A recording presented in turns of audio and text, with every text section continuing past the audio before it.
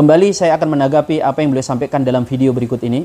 Apapun agamanya, ketika dia berbuat baik, tapi saya yang mengatakan bahwa sorga, neraka, hak prerogatif Tuhan. Ada 8 jawaban yang akan saya sampaikan. Yang pertama, tidak ada yang salah dengan merasa benar mengikuti sebuah keyakinan atau agama.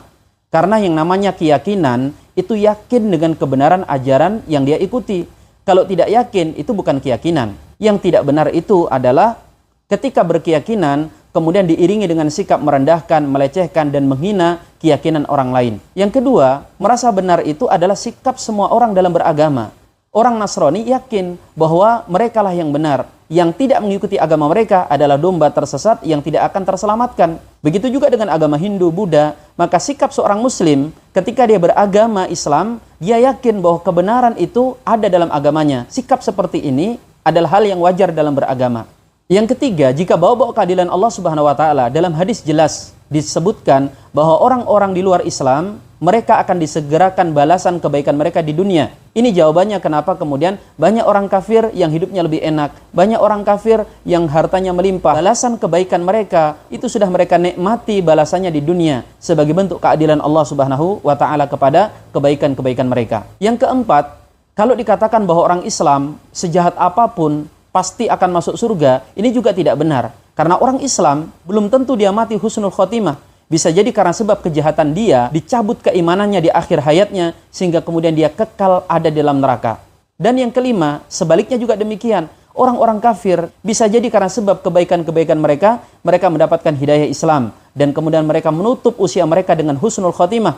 Segala dosa dan pelanggaran mereka dihapuskan dan kemudian mereka dimasukkan ke dalam surga. Yang keenam, sebagai bentuk keadilan dari Allah Subhanahu wa Ta'ala, Allah telah mengilhamkan kepada semua hamba-hambanya, yaitu jalan menuju keimanan dan kekafiran. Fa'alhamaha fujuraha wa taqwaha. Dan kami ilhamkan kepada manusia itu jalan menuju kefajiran dan kepada ketakwaan. Manusia diberikan pilihan.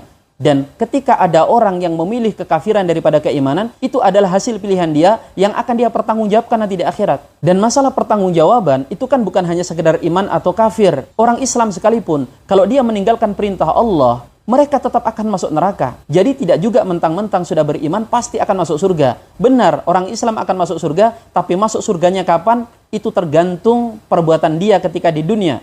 Karena sebab dosa-dosa mereka akan dicuci di neraka sampai dosa-dosanya seluruhnya diampuni. Yang ketujuh, status itu penting.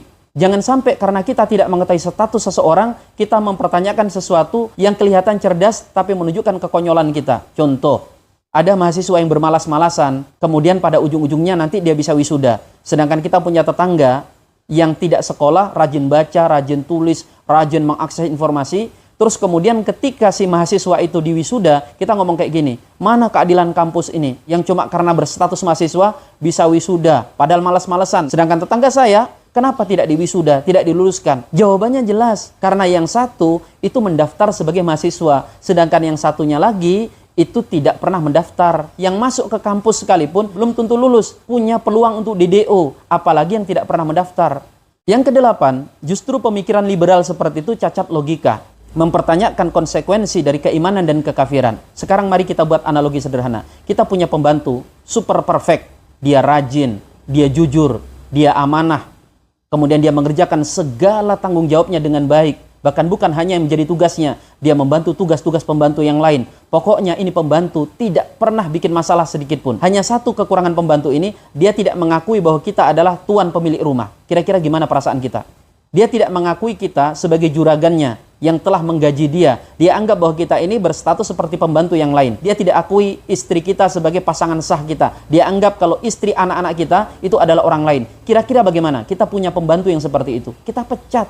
Tapi dia baik. Iya, dia baik. Tapi dia di rumah ini tidak mengakui saya sebagai pemilik rumahnya. Padahal kita yang menggaji dia, kita yang memberikan fasilitas kepada dia. Apalagi Allah Subhanahu wa Ta'ala. Allah yang menciptakan alam semesta ini.